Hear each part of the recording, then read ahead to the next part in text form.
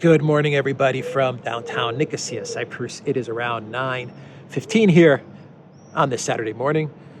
Very, very quiet in the downtown area of Nicosia, and that is fine with me. That is perfect. A little peace and quiet is a good thing. Let's talk about the news. Let's discuss some news topics. I think today it'll be good to talk a little bit about oil.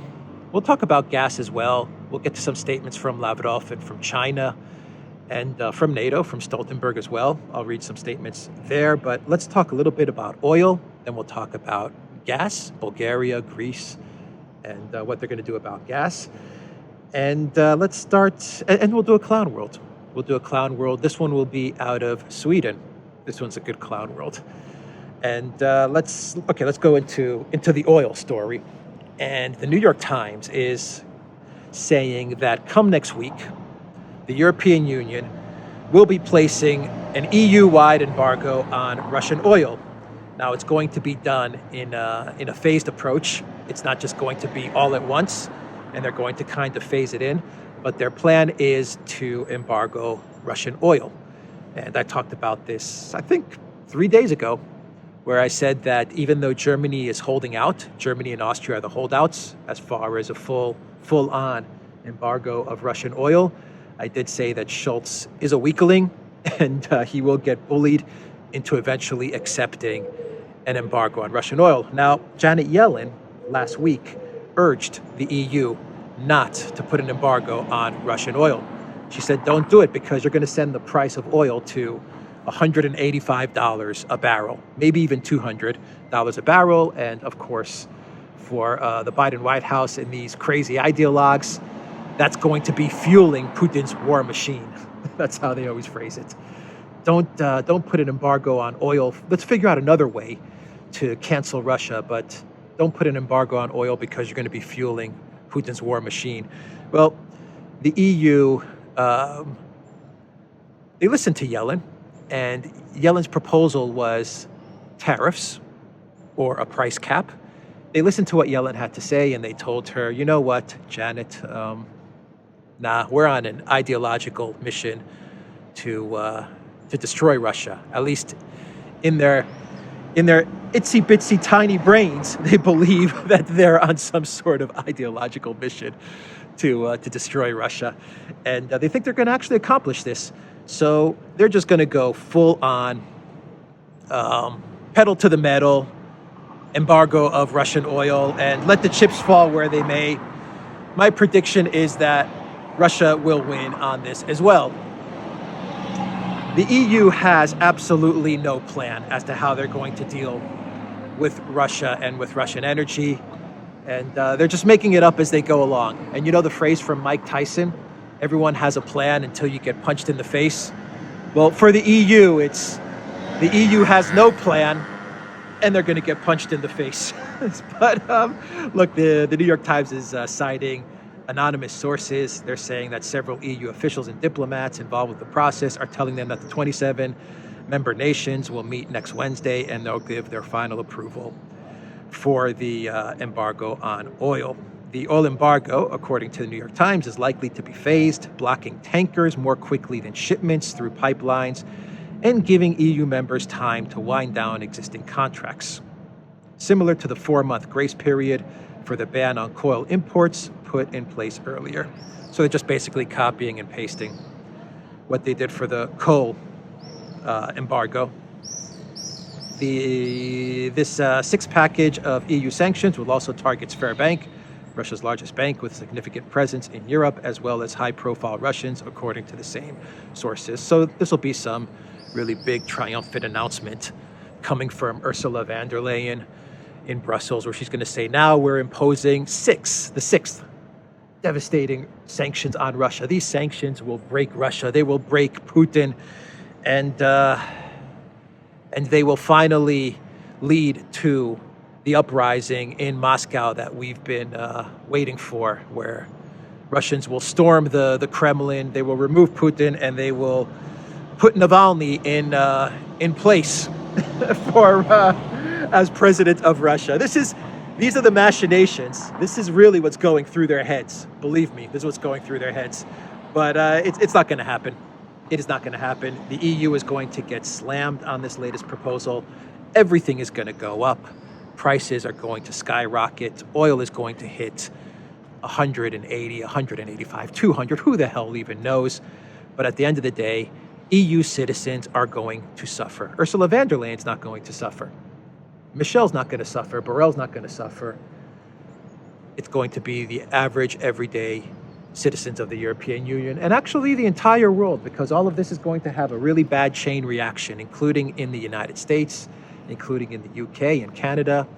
It's just going to be a chain reaction where everyday working people who are just trying to get by and just trying to deal with already skyrocketing prices and inflation are going to get hit even harder with this stupidity, this phased in approach to embargo Russian oil. It's the EU is just on a suicide mission, but they don't care. They're hell-bent on not only destroying Russia, but on destroying their citizens. They will make the life hard on citizens, on small businesses, on medium businesses, on all types of industry, in order for them to achieve this hysterical destroy Russia project. So that's coming out of the EU. More stupidity, and I'm sure that in 2 to 3 months' time, the EU is going to be scratching their heads saying, how did we go wrong? How did all this happen? How did we end up in recession? How did we end up in depression? It must be Putin's fault. That's what they're going to say. It's Putin's fault. All of this is happening because of Putin. They're doing all of this, by the way, in the spring and summer, because they actually think that they'll be able to somehow give Zelensky enough support so that he will actually win the war, and come October, November, they'll be able to get energy really, really cheap from Russia, because they will have achieved their regime change, and Russia will be completely dismantled and dismembered, and then they'll be able to go into Russia, plunder the resources, and grab all of the oil and gas that they want. The EU is betting on a 3 to 6 month timeline. They think that Zelensky can hold out and can achieve victory in 3 to 6 months, so that they can then get their regime change in Russia. That's actually what their plan is. I think come October, November, when we enter winter again, it's going to be very, very ugly for the European Union. But you know, they have no reverse gear. They have no reverse gear, and they haven't realized that they've been defeated. They've been defeated on the ground in Ukraine, and they've been defeated in this economic war as well. But you know, hope dies last, I guess you could say, for Ursula von der Leyen. For Ursula, it's hope dies last, and she's hoping. So we have this other story for gas and Bulgaria. So we know that Bulgaria has decided to take a stand and to say no to Putin's gas, to Russian gas. And they've joined Poland, they joined Finland, and we also have 2 more countries that have said no to Russian gas. It's the Czech Republic and Denmark. They are saying that they are not going to subscribe to the gas for rubles terms. So now you have, what is that, 5 EU countries that are saying no to gas for rubles. Germany is getting Russian gas to Poland at a much higher price. So people in Poland are going to get the same Russian gas, but it's just going to be a hell of a lot more expensive. And how's that going to work out for German households and for Polish households and for German business? And Bulgaria is now scrambling to figure out a way to fulfill their gas needs, because Bulgaria is 90% dependent on Russian gas. So they're in for a world of hurt. Households in Bulgaria are going to really suffer. Businesses in Bulgaria are going to really suffer, but the Bulgarian government doesn't care. And the interesting part is that Bulgaria is a friendly the population, at least, of Bulgaria is very friendly with and towards Russia. So for the government in Bulgaria, this is just bad on all fronts, but they're sticking to the EU course. And what is the patchwork that Bulgaria is going to try and put together in order to compensate for the energy pain that's going to come their way? And once again, I think it's going to come their way after the summer, but we'll do a different video come September, October, so that we can see if my prediction is correct. But Bulgaria is going to work with Greece so that the Greeks can give Bulgaria gas. And how is this going to work? Well, the gas that's moving from Russia to the pipelines to Greece hits the border of Greece and Bulgaria. And there's a point where the gas crosses right at the border between Greece and Bulgaria. And what's going to happen is that the Greek government is going to allow Bulgaria, instead of sending that gas south to Greek households and to Greek businesses, the Greeks are going to let the Bulgarians take a bulk of that gas, take the lion's share of that gas that crosses through the Greek-Bulgarian border. And that's going to be the plan going forward.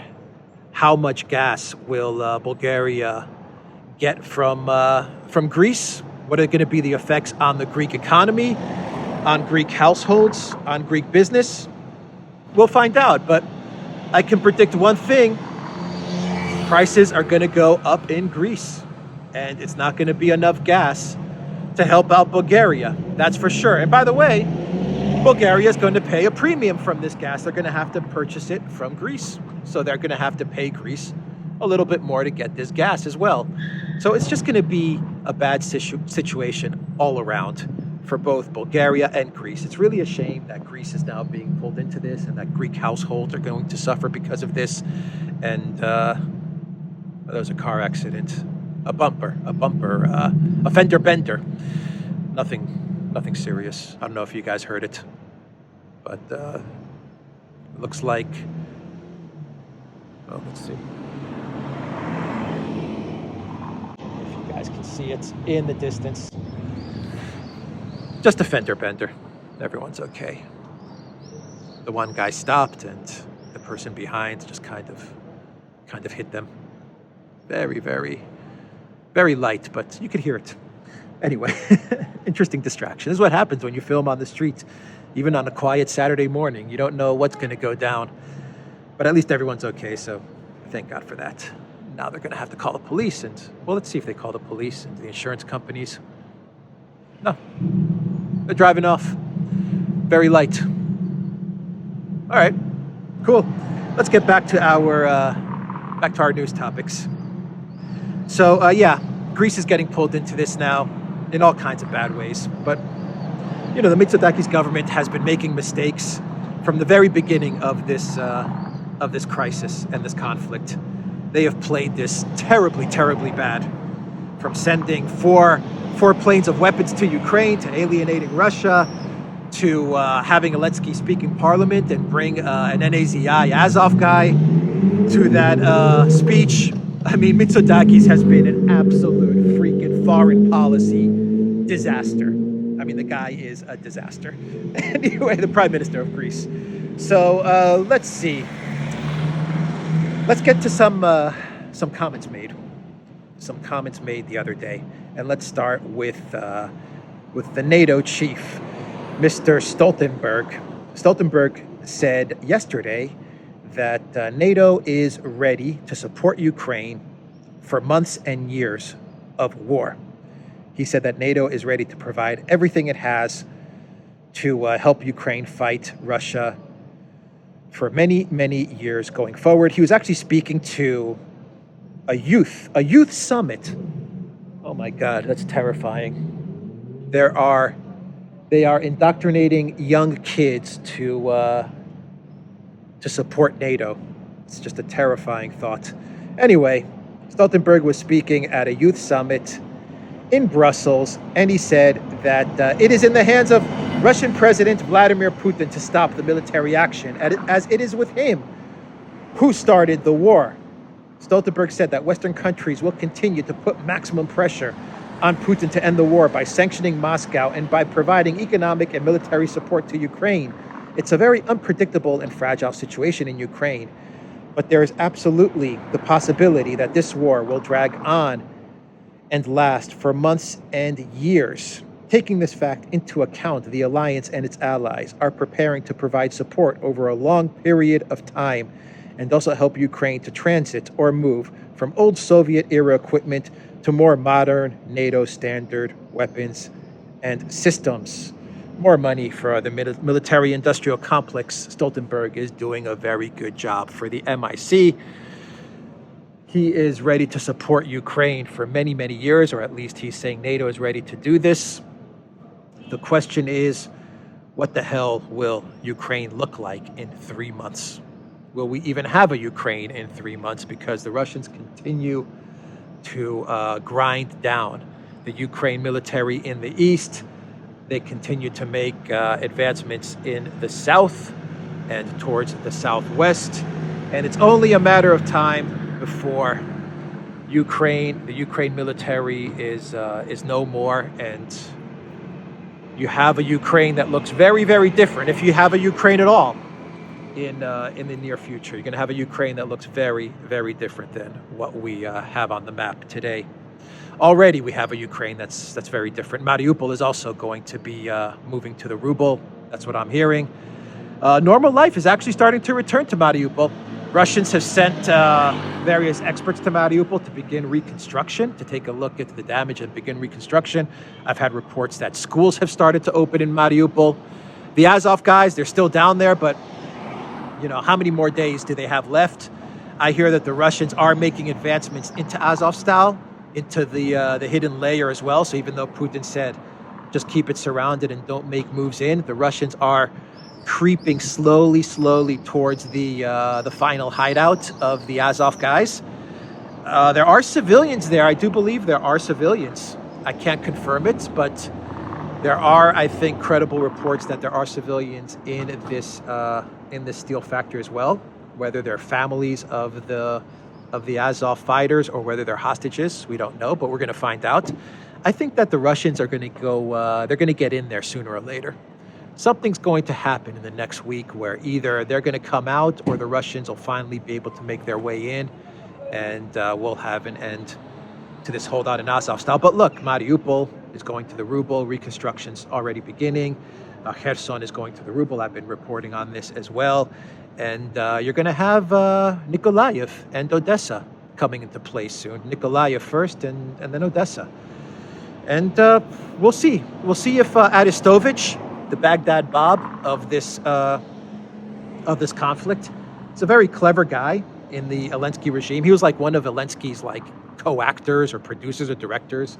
He would he would dress in drag and do all kinds of weird things. But now he's taken the position of Baghdad Bob, and he's just the Zelensky propagandist in chief. He's like the guy that just peddles all kinds of fantastical lies. He's trying to get a second front in Moldova, and we'll keep on monitoring what's happening with Poland as far as a front in Lviv, in the west.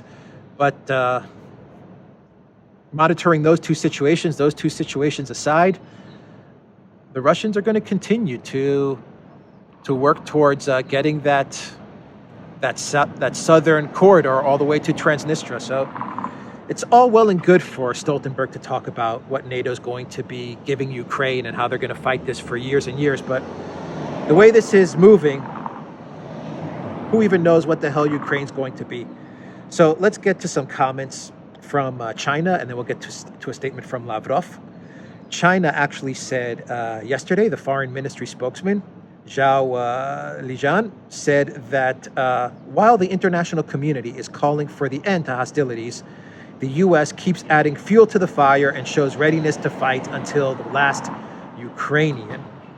What an interesting statement from Mr. Zhao. They're going to fight. The U.S. is hell-bent on fighting until the last Ukrainian. It's incredible to hear a Chinese official make those kinds of statements. We say it all the time, on this channel and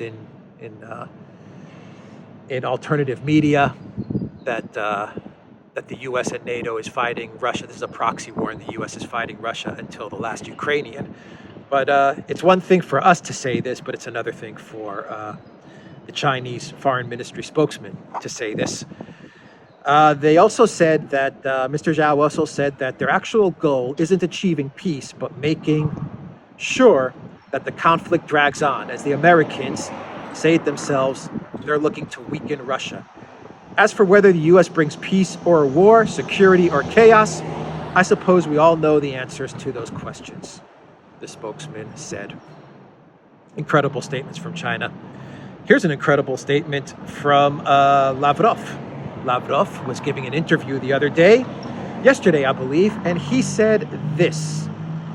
He said that it is obvious that the attempts of the collective West to interfere with the natural course of history to solve their modern problems at the expense of others are doomed.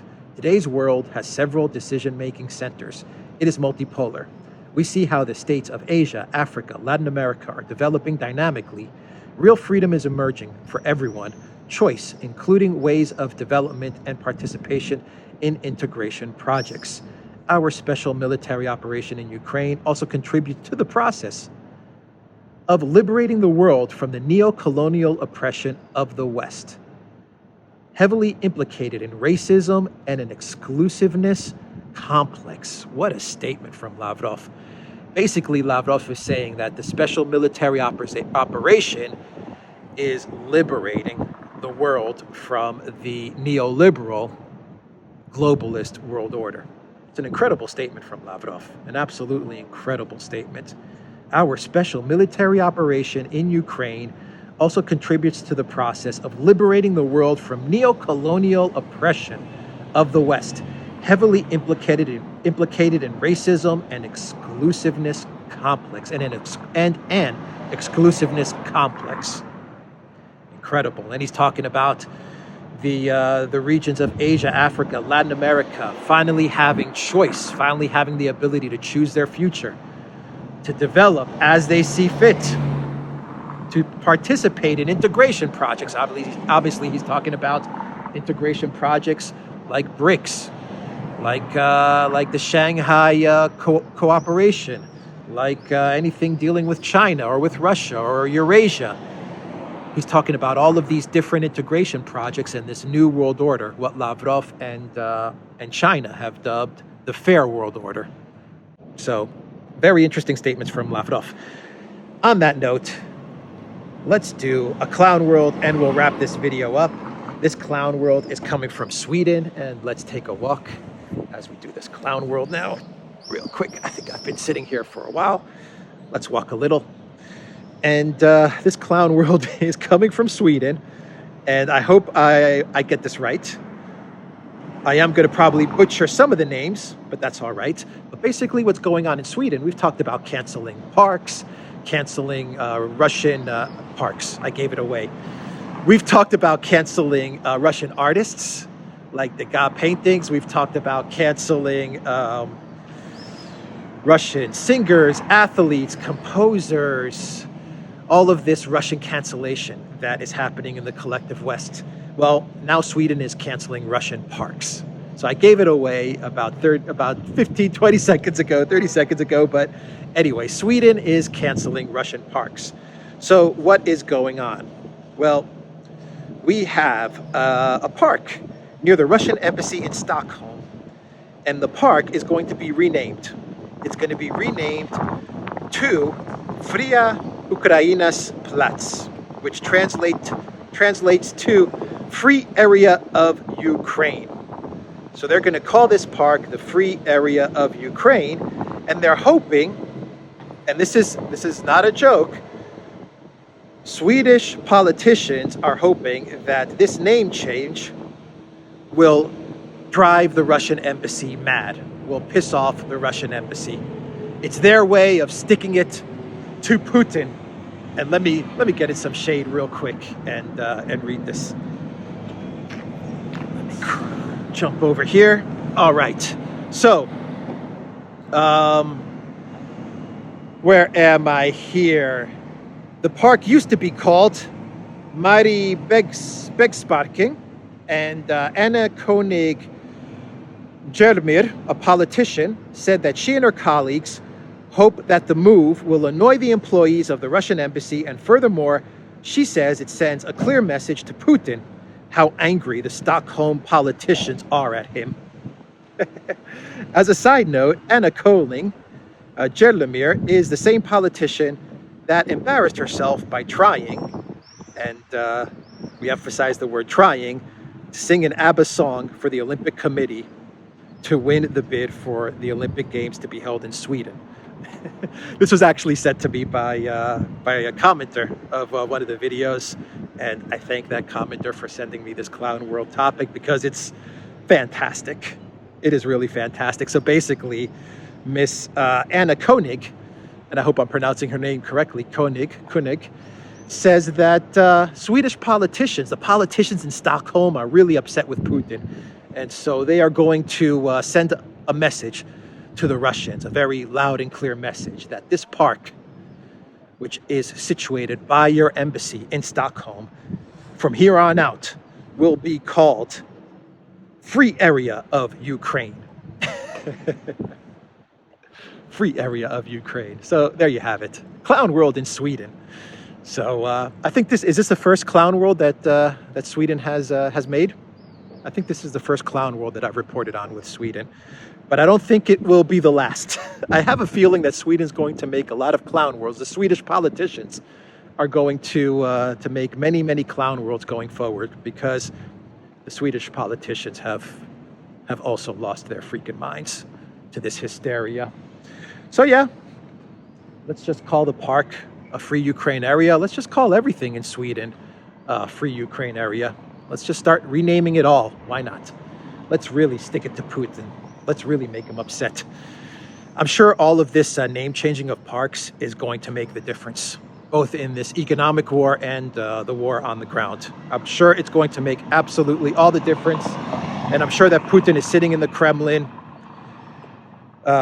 just shaking his head saying, damn that Anna Koenig, that was a checkmate move, renaming that park in Stockholm by our embassy. She really checkmated us.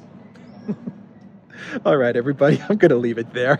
I'm rambling on because this is just so dumb. The EU politicians, our politicians in Europe, and I include my own politicians, they're hopeless. They are absolutely hopeless. Anyway, that is the video, guys. Duran.locals.com. Check out Alexander's channel as well. He's been doing some really, really good analysis with regards to the gas for rubles terms and what's going on there. And of course, the Duran, our main channel. Check out the live streams we've done. We've been putting up some good videos as well, and we'll have a lot of videos going up this weekend as well. Take care.